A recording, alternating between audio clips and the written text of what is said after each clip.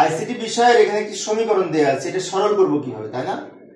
এই সমীকরণটার সাথে আমরা যে ফুল অ্যাডারের ক্যারি আউটপুট সিও সেটার সাথে মিল আছে।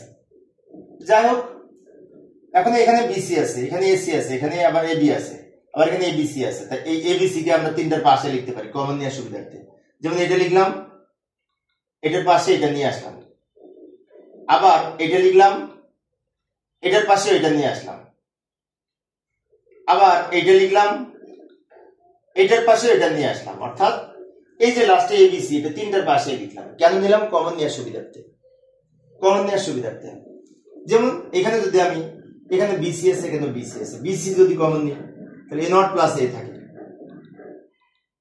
আবার এখানে এসি যদি কমন নিই তাহলে বি নট প্লাস বি থাকে। এখানে যদি এবি যদি কমন নিই তাহলে সি নট প্লাস সি থাকে। এগুলো থাকে কমন নিলে।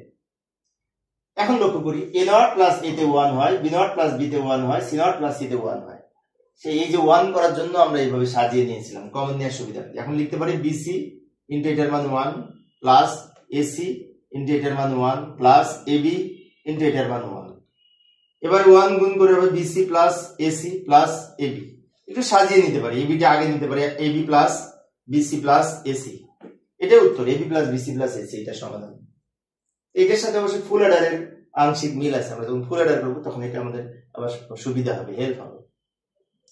তো প্রিয় শিক্ষার্থী বন্ধুরা, এই ছিল আজকের আলোচনা। আর এই অধ্যায়ের সৃজনশীল প্রশ্নের প্লে লিস্ট আমি ভিডিও ডেসক্রিপশনে দিয়ে রেখেছি, ওখান থেকে দেখে নিতে পারবে। ধন্যবাদ সবাইকে।